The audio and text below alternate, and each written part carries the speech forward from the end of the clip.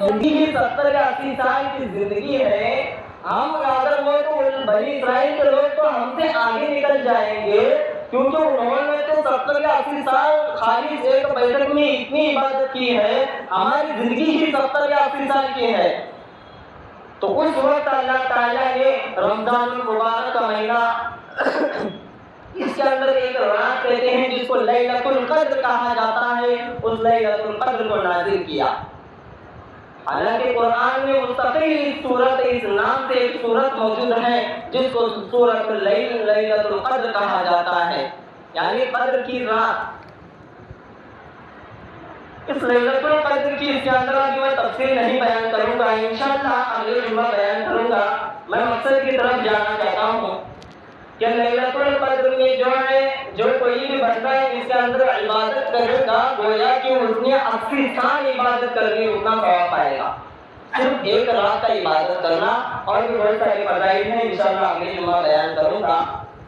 عزیز ساتھیو، اللہ تعالیٰ نے رمضان المبارک کے مہینے میں جو ہے، جیسا کہ بنی اسرائیل کے لوگوں کا تذکرہ کیا کہ رمضان المبارک کا مہینہ اور لیلۃ القدر کو نازل کیا، اس کے اندر رمضان المبارک کے مہینے میں کیا کام ہے، کیا افعال ہیں، کیا اعمال کرنا ہے؟ تو اس میں عمل یہ کرنا ہے کہ بندہ صبح سے لے کر شام تک روزہ رکھے رہتا ہے، تراویح پڑھتا ہے، اسی طرح سحری کرتا ہے، افطاری کرتا ہے، یہ تمام چیزیں کرتا ہے۔ یہ کس لیے روزہ کس لیے رکھا جاتا ہے؟ کیونکہ انسان کے اندر قوت بہیمہ ہوتی ہے اور ایک قوت ملکوتیہ ہوتی ہے، یعنی قوت بہیمہ یعنی جانوروں کی قوت، یعنی جانوروں کی عادت، اور قوت ملکوت یعنی فرشتوں کی عادت، فرشتوں کی عادتیں اس پر ابھرتی ہیں اور جانور کی عادتیں پست ہو جاتی ہیں، مغلوب ہو جاتی ہیں۔ تو عزیز ساتھیو، مقصد کی طرف میرا بتلانا یہ مقصود ہے کہ ہم جو ہے سارے کام کرتے ہیں لیکن پوری اس کی جو ہے حقیقت تک نہیں کرتے۔ مثلا ہم روزہ تو رکھتے ہیں صبح سے لے کر شام تک، کھانے سے روکے رہتے ہیں، پینے سے روکے رہتے ہیں، اپنی جائز خواہشات پورا کرنے سے روکے رہتے ہیں تاکہ ہمارا روزہ قبول ہو جائے۔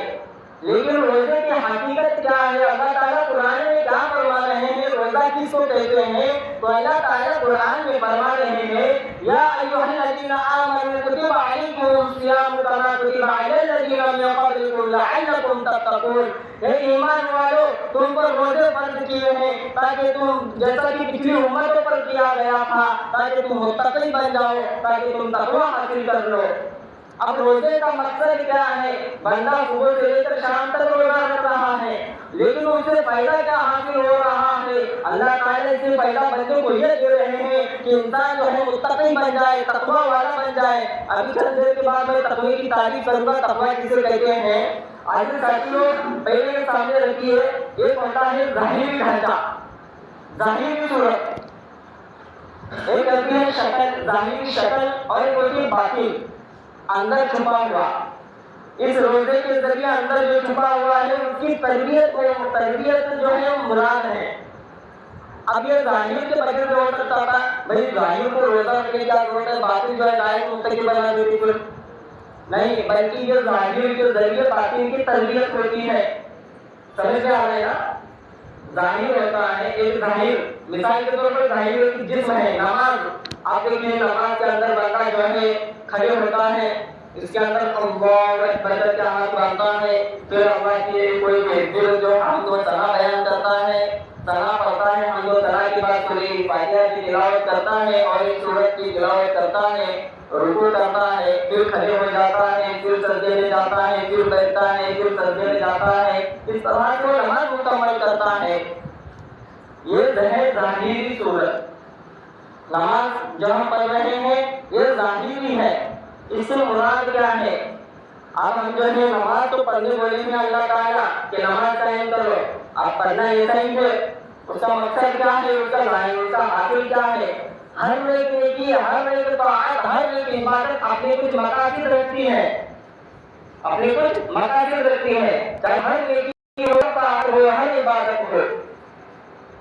اب یہ ظاہری صورت، ظاہری صورت تو عزیز ساتھیوں نماز اس طرح ہے کہ بندہ جب اپنے ہاتھوں کو کانوں کے لوگ تک اٹھاتا ہے تو یہ اعلان کرتا ہے کہ دنیا کی ساری چیزیں اللہ کے سامنے سب پھیکے ہیں، اللہ کے سامنے کچھ بھی نہیں ہے، یہ اللہ تو ہی ہے، سب سے بڑا تو ہی ہے، نہ کہ یہ کار ہے، نہ یہ دولت ہے، نہ یہ بنگلہ ہے، نہ یہ گاڑی ہے، دنیا کی کوئی بھی چیز تجھ سے بڑی نہیں ہے، دنیا کی کوئی بھی اشیاء تجھ سے بڑی نہیں ہے، نہ یہ سورج ہے، نہ چاند ہے، یہ ستارے ہیں، نہ دریا ہے، کوئی بھی چیز تجھ سے بڑی نہیں ہے، یہ اعلان کرتا ہے۔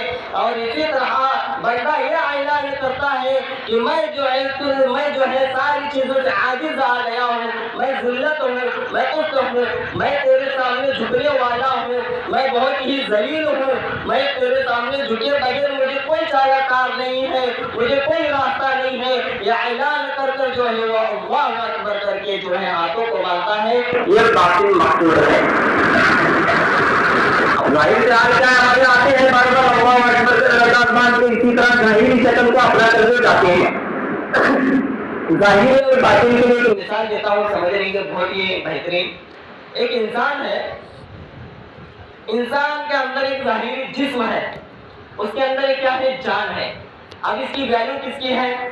جان کی ہے۔ اندر جو روح ہے اس کی ویلیو ہے۔ اب یہ اندر روح ہے، اسی لیے انسان کو اتنی عزت دی جا رہی ہے۔ ابھی میرے اندر روح ہے اس لیے مجھے اتنی عزت دی جا رہی ہے، مجھے کھانے کے وقت کھانے کے لیے بلایا جا رہا ہے، پینے کے وقت پینے کے لیے بلایا جا رہا ہے۔ مسلمان جب آپس میں ملتا ہے اس سے کوئی تو سلام کرتا ہے، دعائیں دیتا ہے، سونے کے وقت سو رہا ہے، اٹھنے کے وقت اٹھ رہا ہے۔ یہ کیسا ہو رہا ہے؟ جب اندر جان روح موجود ہے تب۔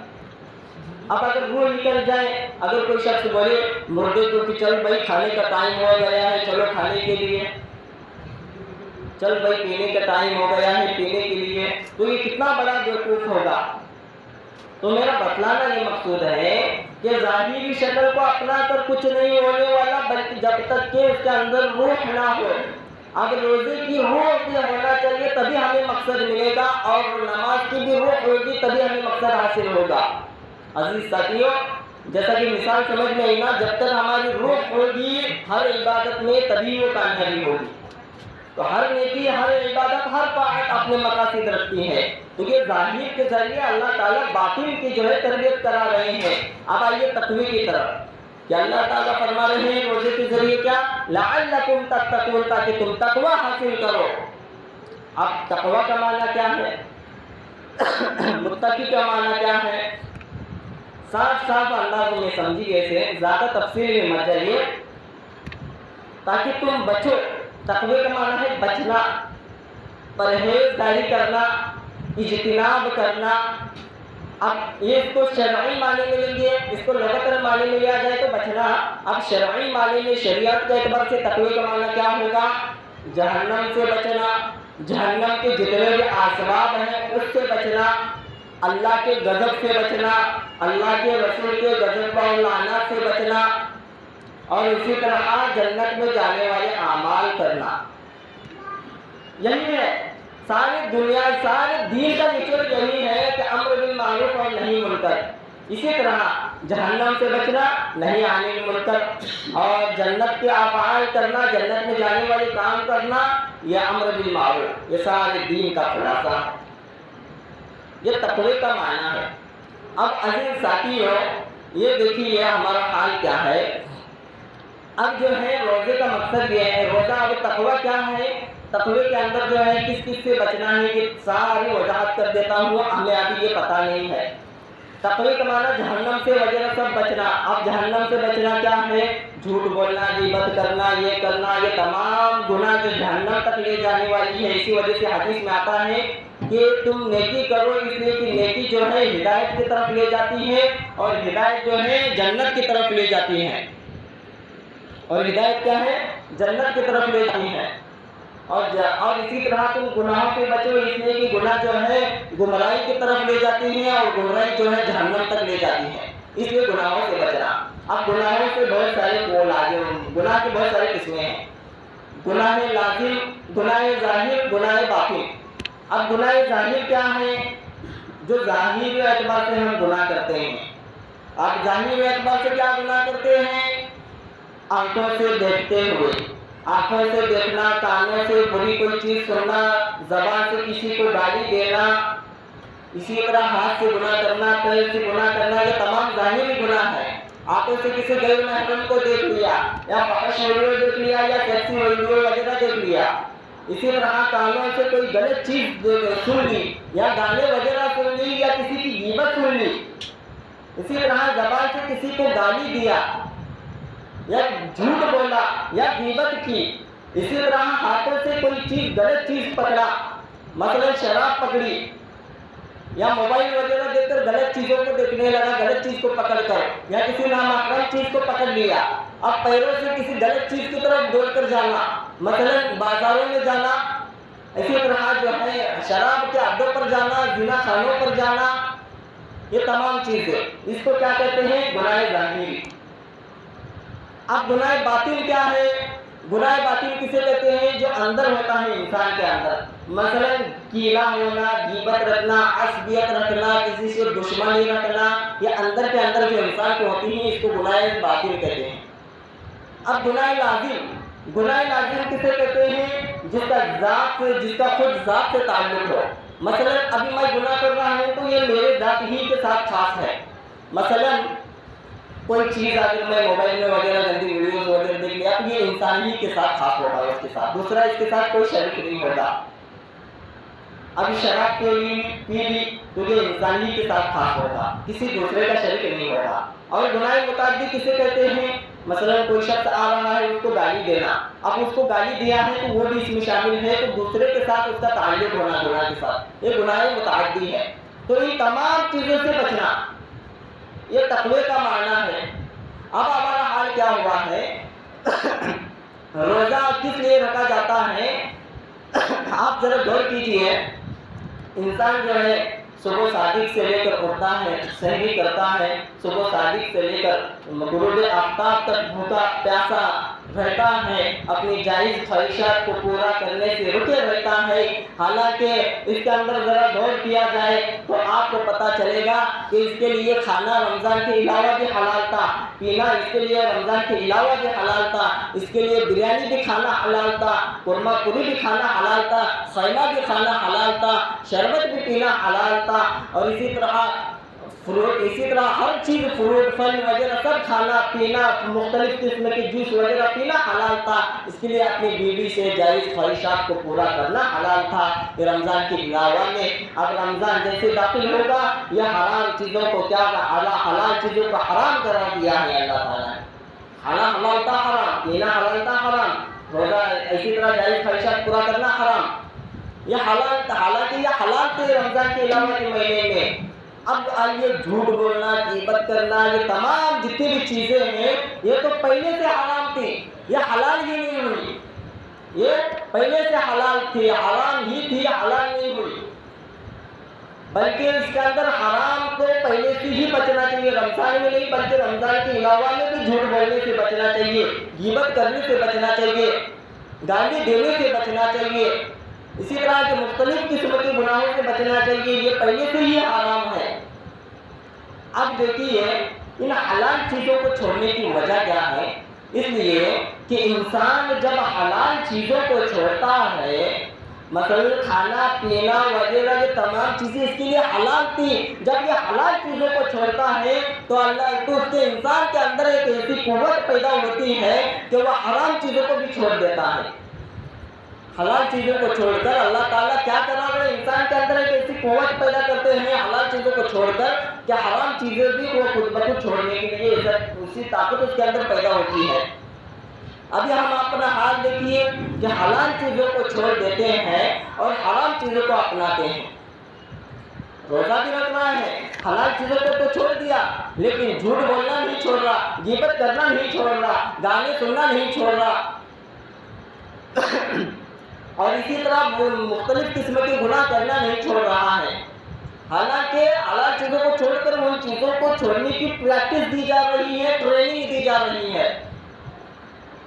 تو عزیز ساتھیوں، اگر ہم ایسا ہی روزہ رکھیں گے تو مقصد تک نہیں پہنچ پائیں گے۔ جیسا کہ بولا ہر عبادت، ہر نیکی، ہر طاعت اپنے کچھ مقاصد رکھتی ہیں۔ اب وہ مقصد حاصل نہیں ہوگا اس طرح جب تک کہ ہم حرام چیزوں کو نہ چھوڑیں۔ اب ہمارا حال یہ ہے کہ رمضان میں حلال چھوڑ کر حرام بھی نہیں چھوڑ رہے، بلکہ حرام تو اپنا رہے ہیں، حلال چھوڑ رہے ہیں۔ اسی وجہ سے اللہ تعالیٰ نے، اللہ کے رسول نے قرآن سے حدیث پاک میں فرمایا، مشکات کی حدیث ہے، فَمَن لَّمْ يَدَعْ قَوْلَ الزُّورِ وَالْعَمَلَ بِهَا، کہ جو شخص روزہ رکھے اور جھوٹ بولنا نہ چھوڑے اور اس پر عمل کرنا نہ چھوڑے۔ جھوٹ بولنا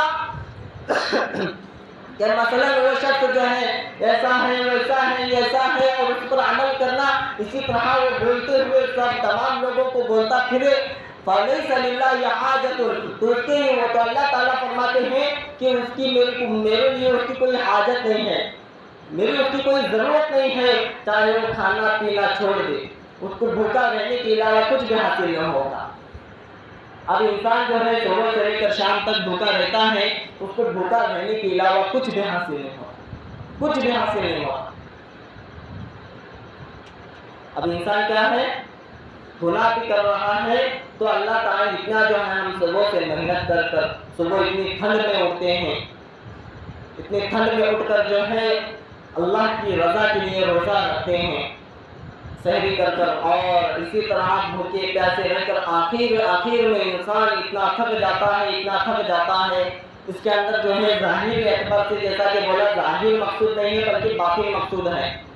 انسان جو ہے، اب انسان کو دیکھیے کسی کمرے میں بند ہو جائے وہ اور کہے کہ اللہ مجھے کوئی نہیں دیکھ رہا، میں روزہ ہے، مجھے پیاس لگی ہے، مجھے زیادہ شدت سے پیاس لگی ہے، اگر میں پانی پی لوں پھر باہر لوگوں کو نہیں پتہ چلے گا، پھر بھی وہ انسان پانی نہیں پیے گا۔ یہ ظاہری شکل ہے، اس کے ذریعے یہ مراد نہیں ہے بلکہ باطن مقصود ہے، تقویٰ حاصل ہونا۔ اور تقویٰ کیا ہے؟ گناہوں سے بچنا۔ گناہ کیا ہے؟ وہ 4 قسم کے بتلا دیا ہوں، ان تمام چیزوں سے بچنا، یہ تقویٰ ہے۔ تو روزے کا مقصد حاصل کرنے کے لیے اس کو صحیح ڈھنگ سے ہونا بہت ضروری ہے۔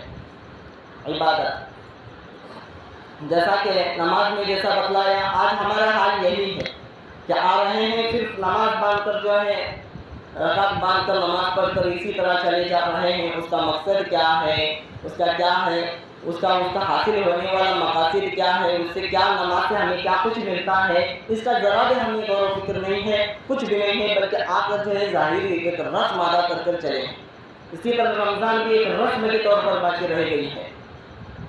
روزے کا مقصد کیا ہے، اس سے حاصل ہونے والا کیا ہے، اس سے ہم کو دور ہیں۔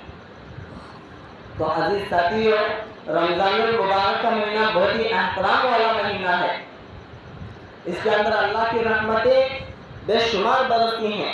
اللہ اعلان کرتے ہیں کہ کوئی ہے مجھ سے مانگنے والا جو میں اس کو عطا کروں، کوئی ہے جو مجھ سے اپنی پریشانیوں کو بیان کرے اور اس کی پریشانیوں کو دور کروں۔ اب کون ہے ہمارا حال کیا ہوا ہے؟ اب جو ہے ہماری پریشانی آ رہی ہے تو ہم جو ہے اللہ کو بیان کرنا چھوڑ کر جو ہے اپنے آپ کو جو ہے پریشانی میں گزار رہے ہیں۔ ابھی جو ہے یہ رمضان المبارک کا مہینہ اللہ کے تقرب کا مہینہ ہے، اللہ کا تقرب حاصل کرنے کا مہینہ ہے۔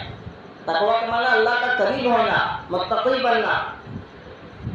اب جو ہے ہمارا حال یہ ہے کہ روزہ رکھتے ہیں اور تراویح کی پابندی کو نہیں کرتے۔ اب جو ہے ایک بات یہ بھی کہ ہر امت میں روزے فرض تھے، ہر امت میں۔ اب دیکھیے اس کی امت میں جو ہے ہر امت جو ہے بدل کو لی ہے، یعنی روزہ جو ہے اپنے اس میں تبدیلی کر لی ہے، ورنہ حالانکہ روزے ہر امت میں فرض تھے۔ لیکن اسی لیے ہر امت کو پوچھیے اور ہر امت کو ہر لوگوں کو پوچھیں گے تو روزے کے ہر ایک فوائد بیان کریں گے آپ کو، روزے کا ہر ایک فائدہ ہے۔ لیکن روزہ جو ہے اتنے گھنٹوں کا ہی کیوں ہے اور تراویح اتنا ہی کیوں ہے؟ روزہ جو 24 گھنٹے کا بھی ہو سکتا تھا، روزہ 24 گھنٹے کا بھی ہو سکتا تھا اور تراویح زیادہ بھی ہو سکتی تھی، اتنا ہی کیوں ہے؟ تو اس کی وجہ یہ ہے کہ حضرت مولانا شیخ الحدیث رفیق احمد صاحب جلال آباد کے شیخ الحدیث ہیں، انہوں نے لکھا ہے اور رفیق الفصیح مشکات المصابیح میں لکھے ہیں کہ انسان کی تربیت کے لیے اتنا ہی وقت ہوتا ہے۔ اگر انسان جو ہے اتنا روزہ رکھے گا اور اتنا تراویح پڑھے گا تو اس کی صحیح ڈھنگ سے تربیت ہو پائے گی۔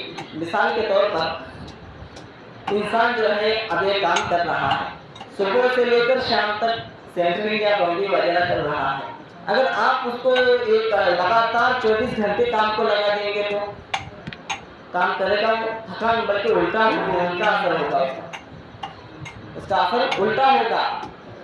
24 گھنٹے کرے گا پھر اس کے بعد یہ چھوڑ دے گا، پھر اس کی تربیت مقصود نہیں ہوگی، پھر اس کا کمانا اس طرح مقصود نہیں ہوگا۔ اسی طرح روزہ بھی ہے، روزہ جو ہے اتنے گھنٹے رکھے گا اور اتنی تراویح پڑھے گا تو انسان کی اس کے اندر تربیت ہوتی ہے، ورنہ تو 24 گھنٹے پہلے کی امتوں پر جو 24 گھنٹے تھے۔ تو عزیز ساتھیوں، روزہ جو ہے انسان کی تربیت کا مہینہ ہے، اس کے اندر جو ہے انسان کو ٹریننگ دی جاتی ہے کہ انسان کس طرح رہتا ہے۔ جیسا کہ بتلایا، انسان کے اندر حیوانوں کی بھی عادتیں ہیں، جانوروں اور اسی طرح فرشتوں کی بھی عادتیں ہیں۔ اگر روزہ رکھے گا اتنے وقت میں، اتنے سے صبح 7 سے لے کر غروب آفتاب تک اور شام میں 20 رکعت تراویح پڑھے گا تو قوت بہیمہ یعنی جانوروں کی عادتیں پست ہو جائے گی، مغلوب ہو جائے گی، اور قوت ملکوت یعنی فرشتوں کی عادتیں ابھرے گی اور غالب آ جائے گی، اور انسان بن پائے گا۔ اسی وجہ سے جیسا کہ میں پچھلی بار بھی بتلا چکا ہوں کہ فرشتوں میں اور تمام مخلوقات میں سب سے افضل جو ہے انسان ہے۔ کیوں انسان؟ کیونکہ وہ گناہ بھی کرتا ہے، توبہ بھی کرتا ہے، اسی وجہ سے انسان کو فضیلت دی گئی ہے۔ کسی شاعر نے کیا خوب کہا ہے، فرشتوں سے بہتر ہے انسان بننا مگر پڑتی ہے اس میں محنت زیادہ۔ تو انسان کو فرشتوں سے بہتر ہے انسان بننا یہ سب سے بہتر کام ہے، لیکن اس میں محنت زیادہ پڑتی ہے۔ تو عزیز ساتھیوں، یہ رمضان المبارک کا مہینہ جو ہے انسان کو انسان بناتا ہے۔ انسان کے اندر بسا اوقات ایسا ہوتا ہے کہ اس کے اندر درندوں کی حیوانیت آتی ہے، درندوں کی صفات آتے ہیں، حیوانوں کے صفات آتے ہیں، حیوانوں کے اوصاف آتے ہیں۔ انسان نہیں رہتا بلکہ حیوان ہو جاتا ہے، ایک دوسرے کے خون کے پیاسے ہوتے ہیں، ایک دوسرے کو گالی گلوچ کرتے ہیں، ایک دوسرے کو گھرتے ہیں، ایک دوسرے کو تکلیفیں پہنچاتے ہیں، ایک دوسرے کو ایذا پہنچاتے ہیں۔ یہ تمام چیزیں جو ہیں یہ حیوان کے اوصاف ہے، یہ حیوان کی صفات ہے۔ اگر یہ رمضان المبارک کا مہینہ اس طرح روزہ رکھ کر انسان صحیح ڈھنگ سے گزارے گا تو انسان کے اندر جو ہے یہ تمام حیوان کی عادتیں نکل جائے گی اور انسان بن پائے گا، اور انسان بن گیا تو وہ اللہ کا محبوب بن پائے گا، اور اللہ کا محبوب اللہ کا مقرب بن پائے گا۔ تو عزیز ساتھیوں، روزہ کو اس کی حقیقت پر محمول کر رکھیے، اس کو حقیقت کے سامنے رکھیے، تو اللہ تعالیٰ کہنے سنے ذرا عمل کی توفیق عطا فرمائے۔ سبحان اللہ و بحمدہ، سبحان اللہ۔